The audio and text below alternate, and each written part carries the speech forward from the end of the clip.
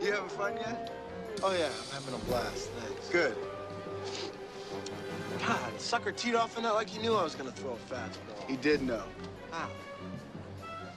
I told him. Yes. And the next time you screech, it'll explode into millions of eardrums.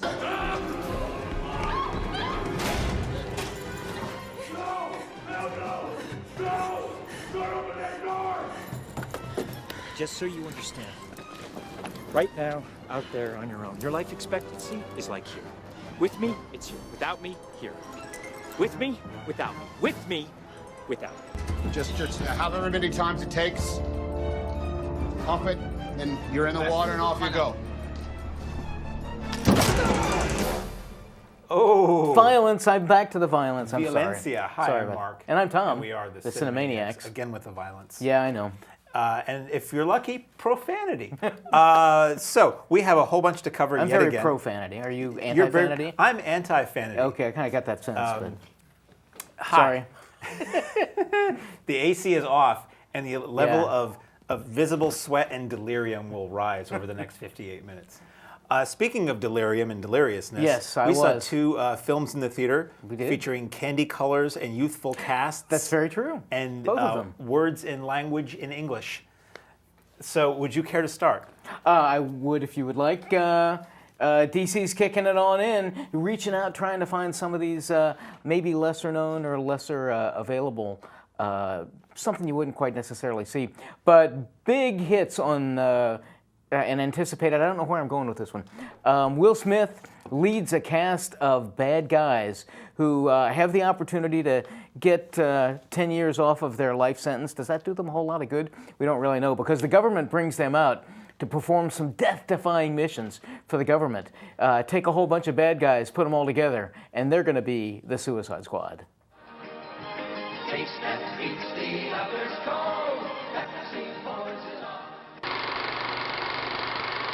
He said the H word. So we know they're bad guys. We go from Ghostbusters, Yes. arguably the most controversial film of our lifetime, to this, which everybody is like, most people don't like this movie. Right. Most of what I'm hearing is bad, and then people are defending it, and there were fans saying that Rotten Tomatoes should pull the bad reviews or something. It's just been a firestorm of controversy for people online with no real lives. So tell me, as a person who worked for DC, Yes. and probably has more familiarity with this title or characters than I do, what are your tender thoughts? Well, see, I went into this because I didn't work on the Suicide Squad lines. I was primarily Batman and Superman. So I'm familiar with some of the characters, but the Suicide Squad has actually been around since 1958. They appeared in The Brave and the Bold. Oh, wow. In a different iteration, and then John Ostrander, who with whom I worked, revised the format and the characters more like these guys in the late 80s. There have been some comments. One of another reviewer had said, like, "Oh, what a horrible time for DC to bring this out and create these characters in all of this terrorism world." And I reminded her, this has been around for a long, long time. Maybe a bad time to bring it out, but they didn't create it for this. Right. So I didn't know the characters terribly well. I'm not that clued into them. So all I kept hearing was that this was going to be the big holy cow wild one because it's so irreverent. It's these bad guys who are our main characters. And so I went into this wondering, why wasn't Will Smith in Independence Day? Maybe this is going to be really great, and that's why he did it. I thought this was a crime on, no pun intended, on 2 fronts. One, that it was stupid. There are all of these characters. The government gets all of these guys together. Oh, because you have such amazing superpowers and everything, and we're going to use them to fight all of these bad guys, these weird bug-created characters, and we don't know who they are. And all they do is shoot them. And so, if that's all it is, we have one guy who can project fire. They use that, and it's wait, he can't do it, he can't do it. He can't do it because he's against using his powers for evil. Well, duh, it's going to happen once. It happens once. Boring, who cares? That was the other crime. I just thought this was boring.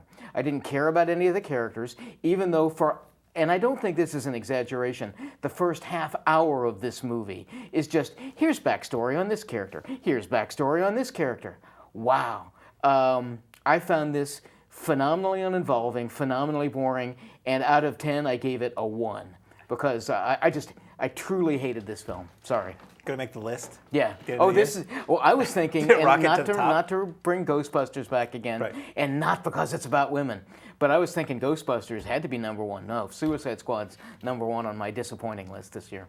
Wow, that's good. I got a lot of them. So I was okay with this movie. Okay. Why? It's a rare thing that we disagree. I had seen the trailers and I'm like, oh, here's DC again. Oh, we have an all-star team too. They're trying And so hard. They're desperately trying to make up. Yeah. And we have an Avengers.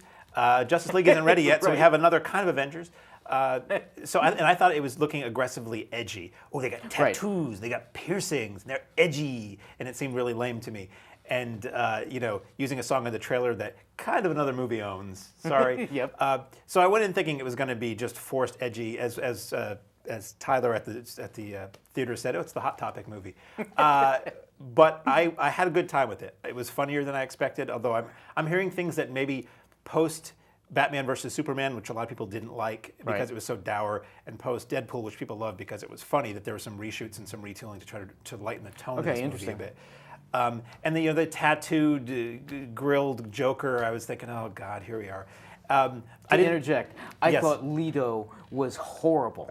And I hope, is it Harvard's Hasty Pudding that gives the award for the worst performance of all that's time? the Golden something like Raspberry that. Awards. I just thought he was so over the top, it was embarrassing. He didn't bug me that much. Okay. He's not the star of the film. Sure he's not the isn't, villain no, of the yeah. movie. He's in it more than I had been led to believe before seeing it. He's a thread that runs throughout the movie. There were times when he evoked Conrad Veidt in The Man Who Laughs, which was the original inspiration for the Joker. Mm-hmm. There were certain moments where I'm like, wow, he's like really going to the source for this. I thought he was okay. Okay. I'm sure he'll be in the next Batman movie because did you know Batman's nemesis is the Joker? That's what a friend and I have that thing. It's just like, there are other Batman villains. You could A lot have of to be them, the yeah. Joker. He was okay in this. I don't know. I had fun. I think I liked it because it made me laugh when it was supposed to at times. I could see what was going on. It had some really nice effects and imagery in it. I always have to color anything I say about movies like this in that I thought I was going to hate it and I didn't pay to get in. So if I was really looking forward to this because I loved the comic or the other DC movies and I had paid $13 or $14, the opinion might be a little lower than it is right now. I thought Margot Robbie was really good. I mean, Yes, this is like, I did think she was good. She is this movie. You took her out of this Right. movie, you wouldn't have much. Oh my goodness, yeah. And not because she's cutesy and they play up with that. She really has embodied a character that I thought was very interesting. Oh yeah, I mean, I can easily see her having her own movie. Yeah, or Harley her, Quinn, right. On the strength of her performance, you seeing another one of Mm-hmm. these, or they're going to weave her into probably the next Batman movie, really. Everybody else in the cast was not bad. I didn't see the necessity of Captain Boomerang so much. Right. He's got a boomerang. He's got a Oh, boomerang boy. and a little unicorn. Wow. I loved what was done with. I can't remember the character's name, but the guy who can climb buildings really well. Right. He is used in an effective way that made me smile. Basically, structurally, and I guess this was the intention of the comic, the when it was reintroduced to comics. It's the Dirty Dozen with superheroes. Right. And I just saw Escape from New York recently, so that popped into my head. So Right. it's kind of like you infuse those with Justice League or with Avengers, and that's what you got. The threat was the same kind of threat we see every other superhero movie. It's some giant portal to another world, and somebody's conjuring something, and it's the end of the world, and they have to stop it with bullets or whatever. Yeah, that was the thing. Will Smith as Deadshot was good, and it was cool, but I don't know if it might not have been more effective with somebody who didn't carry the nice guy baggage that Will Smith carries. Yeah. He's a good actor. It's just, hey, it's Will Smith. He's a nice guy. Yeah, he shot some guys, but we'll let that slide. It's He's Will okay. Smith. The opening of the film is really choppy. It really feels like there's a lot of things that have been heavily edited and condensed for these backstories of all the characters. And they do something that annoys me in that you hear a line or two from a whole bunch of really popular songs. It's almost like it's a Time Life commercial for the greatest hits of the 60s and 70s where you get like just enough that, hey, I recognize that part. I'm like, because I'll hear a song I like and I'm like, ooh, let's see how they use this and how And then it boom. conveys, and it's like it's gone. And then Right. all of a sudden another one starts and I'm like, oh, you're just kind of, you're skimming through the dial there. But I don't know. For me, I enjoyed Suicide Squad. Okay, well, good. And I would be up for more of these. And it was a more enjoyable, let me just say, it was an enjoyable DC movie. Everybody wasn't, I got daddy issues. Right. My parents are dead. This is just like there wasn't as much of that. Harley Quinn, a woman who is given a lobotomy electronically and horribly abused, she still smiled in this movie. Anyway, speaking of smiling, yes. I saw another movie. Okay, going on in this movie. No, not really at all. This was one of those instances that I love at the theater where Suicide Squad ended. I rose from my seat. I walked immediately into Theater 6, and this movie started 2 minutes later. What do you need? What's it going to take when you are a young and awkward female in this world of ours, and you want to be popular and liked and famous and internet popular? Well, it'll take some things, including the knife.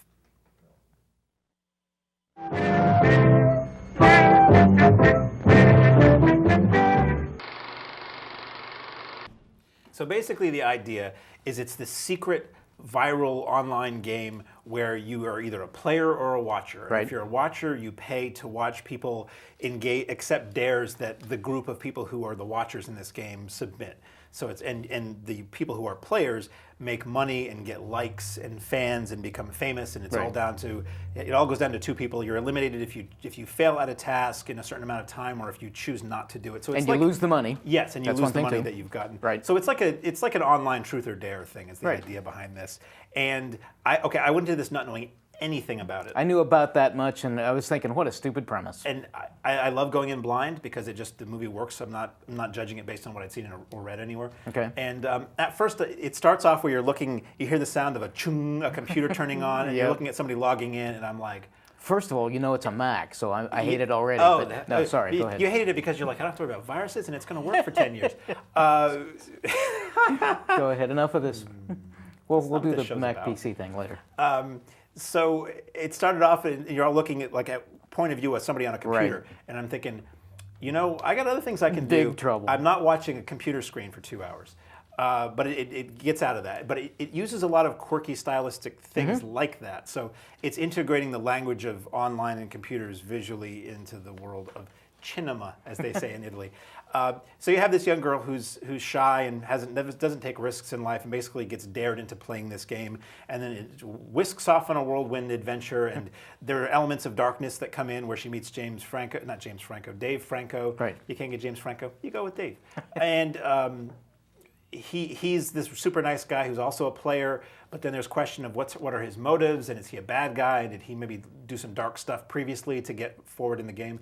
And that's where the movie got interesting to me. Right. Because otherwise it's just, ooh, I get a pretty boy and I'm driving around on a motorcycle. And then it's just like, ooh, that boy might kill you, or somebody else might kill you. And then certain elements of it get kind of dark. So I wondered, how dark is this movie going to go? Because I'm looking forward thinking, wow, there's a way this movie could go and end, and this could be really interesting. I think it's an interesting comment on soulless, narcissistic, immoral internet people who exist online only to be famous or liked, and they value themselves based on clicks and stuff like that, which is just lame. So I chose to see that in this movie. I don't know if this movie was choosing to tell me about that or not. And it almost, you want some of the empty internet people to watch this movie and get that out of it. It's written and directed, or co-directed by two people who did another film we're going to talk about a little bit later, and who have done some interesting things in the past. So for a sort of a throwaway teen movie, which this kind of is, I thought Nerve was not terrible. Okay. Is that a recommendation? I don't know. For a movie I saw for free and knew nothing about, it was okay. It was not terrible. Yeah. Your summary and synopsis of the whole thing is right on. I thought this had a real interesting visual look to it. These can kind of border on so kitschy and cute with their visuals that it throws it over the top, and I hate it. This one I thought had the right balance. It was an interesting look at technology and how it's infused itself into particularly younger people's lifestyles. It does comment on that, I think, and I thought the three leads, the girl who is kind of the mousy little girl who's trying to break out, she's got a guy who is kind of like her photographer who goes along and helps her out because she worked for the yearbook. And so he's obviously in love with her. And then, whoops, Dave Franco comes along. So you got this little triad. I thought all three of them were really good. I think you're going to hear this from me again about the video that we're going to talk about from these directors. I think they seem to get really good performances out of their actors, and so I thought that's strung it along. This one kept me going. I thought it was interesting. I thought it built and built and built along a believable route, and then it got, as you say, almost kind of scary. Yeah. In the way that it was going, and it resolves way too rapidly. It resolves in a kind of a silly way. And it resolves in a silly, kind of stupid way. There's a subplot with the girl's mom that I think is completely unnecessary. If it's thrown in there because we have to have, the bad parent, I think that's unnecessary, that this film seemed better than that. If it's thrown in there because we have to be concerned about the girl and she's doing things, well, we always have her friends who are watching online. She has a girlfriend who is competing as well, and so you've got that. There's lots of interesting layers to this film that I wasn't expecting. So overall, I thought Nerve was kind of a surprise. Would I recommend that you? I can't recommend that you rush right out and see it in theaters. I think if it looks interesting, it's worth the trip. I would definitely recommend, if you think it looks interesting, to pick it up on video when it comes back out, because I thought it was pretty interesting. Much better than you would expect for something. Than I like was this. expecting. Yeah. Speaking of video, Yes. Speaking of home video, however you get it. once we thank our friends at KEANU Cinemas, Yes. Thank you, our friends at KEANU Cinemas, we will then move on to talking about that which we have both watched over the last week or so on home video, and Easy that for you would to be, say. it's easy for me to say. I will let you introduce the next film, as you were the guy who saw it. Oh, okay. Well, you got a lot of ladies getting together, and I've seen these actresses before. Really? Do they have kids now? What is that? How old does that make me feel? I don't know. But you're going to get Gary Marshall is directing an all-star cast, an ensemble cast of generations of women who get together and talk about life's anxiety, and it can only happen on Mother's Day. Bear Masher has a bear trap, spring-loaded catapult, and battering ram. So the final film by Gary Marshall? I think possibly? it kind of has to be. I'm not sure what else he would have had in the can. But this is typical Marshall, for good and for bad. Loads and loads of big names that you've seen together. They all interweave and mesh together pretty nicely. The topic is just basically lighthearted. Family troubles, and then at the end we're all going to be very happy. So it's typical Marshall that we've seen for the past decade or so. I love a lot of his early stuff, and he's an icon of the film industry, really, really is. And so I felt bad that for the past 5-10 years, if his name is associated with something, I figure it's going to be pretty fluffy. Nothing a whole lot there, basically loads of stars. And that's kind of what this is. Completely innocuous, nothing wrong with it. PG-13, I think, for maybe some adult content. No language, certainly no nudity or anything like that. It's typical Marshall stuff that I thought was neither good nor bad. Mother's Day was okay. All right. Should I take a crack at this one? Sure, please do. I saw the trailer for this. So, who are you going to go after when your new puppy dog that means the world to you has been lost and or otherwise kidnapped? Well, you get your best friend together and you go down some dark and dangerous roads in your search for KEANU.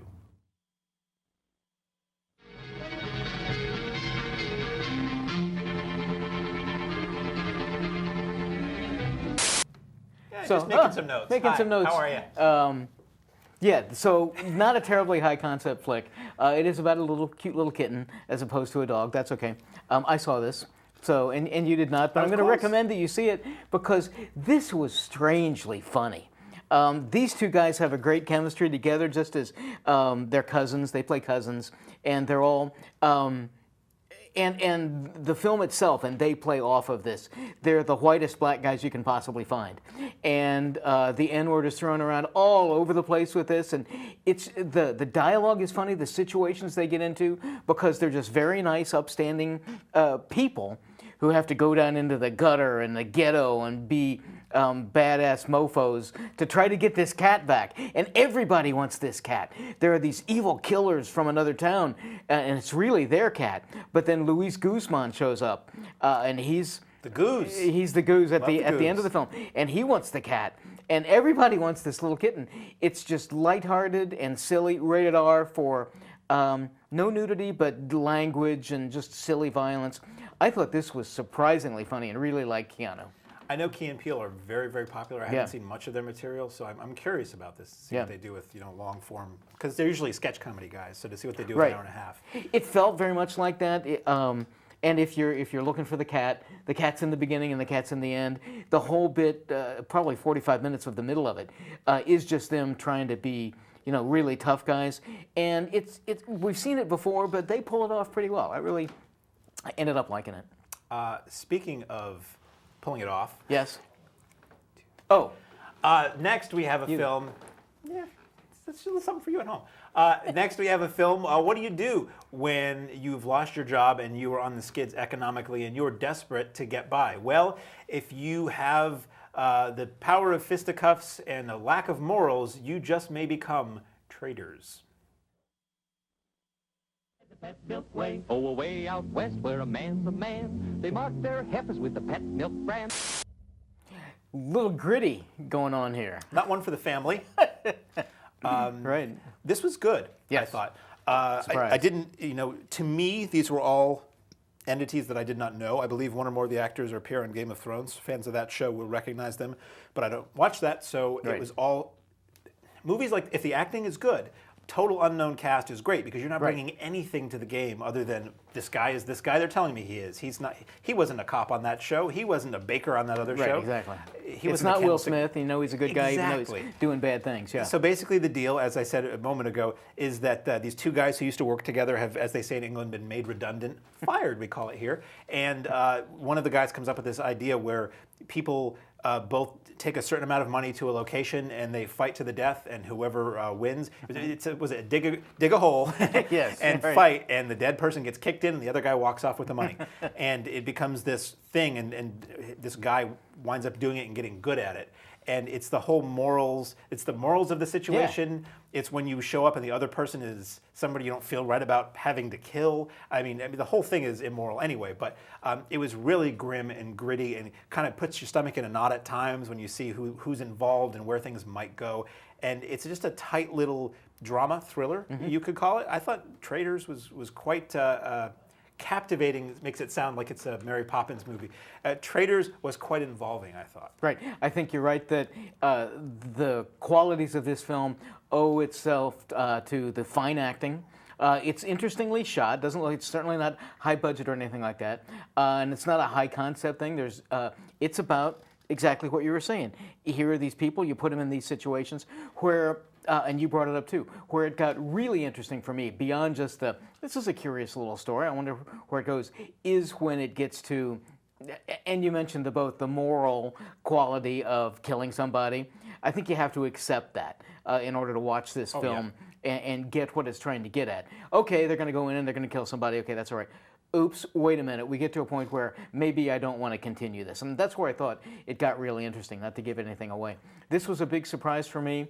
I saw this after I saw Nerve, and a lot of the connections started coming back. Oh, they're telling you to do this. Nerve certainly on a very different par than Traitors. I thought Traitors was really a surprisingly interesting, smart movie. Speaking of surprisingly interesting, Yes. next up, from the director of Nerve, Well, it's amazing. the directors, That's is right. You get to watch yet another opportunity to watch World Cataclysm and everything. You want to be careful when you're out partying around because you never know who might have something. You don't know how you're going to get it. It's probably blood infused, as it is in this case. But you know one thing, it's certainly viral. You've almost got the watch. You've got it. So you're telling me from the directors of Nerve? Yeah, Okay. actually. Once again, then, what I'll say is the real strength of this, although there's not a lot of effects, but obviously people get taken over by something, and there's some really creepy moments with that. But the real thing about this, what I found was with the performances of the lead actors, really solid. Did I really care about them? Not necessarily. This is a kind of a pretty predictable storyline. Oh, things are happening to people. You got to keep them away. Well, you know that's not going to happen. And they're teenage kids, so they're not listening to their parents, as you said off air. That's what you get for not listening to This your whole parents. movie would have had a If much they happier ending if they had just listened to obeyed Dad. their parents. That's right. But this one surprised me primarily because it was at times extremely creepy and tense and suspenseful.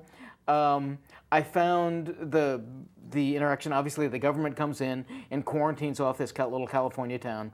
I thought the way and so they're going along and they're painting up, oh, we've checked this house, and quarantining people in their houses. I thought that got a little bit silly, and I thought this wrapped up really in a very silly fashion. I couldn't tell whether it was aiming for a sequel, or it just felt to me like, and not to give anything away, but it's kind of felt to me like, we don't really know how to end this, so here's what happens, and we're done. Beyond that, though, 95% of this I thought was really very interesting, led primarily by a fairly interesting concept and some solid performances. This is one of those movies that's straight to video that makes me think it probably... I've seen a lot worse in theaters. Like, this is the kind of thing that probably deserved a shot on big screen. Right. It's nicely shot for what it is. I mean, a lot of it takes place inside houses, but you have these desert vistas and this desert, community, suburban desert community. And for me, the strongest part of this movie, when I saw that initial trailer, I thought, well, let's give this a shot. It could just be another gross-out zombie movie, and in a sense, it's a zombie movie. But it's not really zombies, or let's just say the cause of the zombification is slightly different than you usually see. Right. But for me, the most interesting parts were the people holed up in their house, nervously waiting to see which way life in the world is going to go, right, and watching bad things happen outside and knowing you're safe inside. And there's been some other films like that, and I tend to like that vibe. If people hold up in a space and they have to deal with it. You've got some subplots going on with Dad and Mom are separated. We don't quite know why. The older sister is just really kind of bitchy, and we don't know why. And you find out it all kind of ties together, and it's nicely done that way. It's good drama. Yeah. And that's, to me, the drama is the most successful part. The horror elements work. I mean, the gross out stuff is like, it really makes you squirm. And I've seen a lot of stuff. You don't want to see what I've seen. I've seen a lot of stuff, and this made me squirm effectively. It made me giggle too, because I'm just thinking, some people are just going to be under the couch covers trying to watch this one. So yeah, I thought Viral was good, and certainly if you're a horror fan or a zombie movie fan or a teen who hasn't seen Invasion of the Body Snatchers before, this is or The Faculty, this is probably a good one to check out as it is now on video. Right. And up next, if I may, you should. Oh, I get to do it again. So, what are you going to do when a popular Hong Kong film star is kidnapped and held for ransom by a bunch of guys who just don't care? They just don't care. Well, you will do your best in attempting to be saving Mr. Wu. More effective relief of those ugly cold symptoms in so many ways. So, yes, this is a recent, from the last year or so, Hong Kong crime thriller. I would almost compare it to like a Sidney Lumet film. Wow. So it's like a crime drama. It's not an action movie. It's not a comedy. But that's high praise. Well, I mean, tonally, because it is about the police, it is about the person who has been kidnapped, and it is about the kidnappers. And they establish pretty early on the kidnappers really don't care about this Mr. Wu's well-being. It is sort of like, if we get the money we have asked for by 6 o'clock, that's cool, and we'll let you go. And if we don't, we'll just kill you, and we're going to move on to the next person we kidnapped. And once that tone is set, you're just like, wow, this movie could really go any way.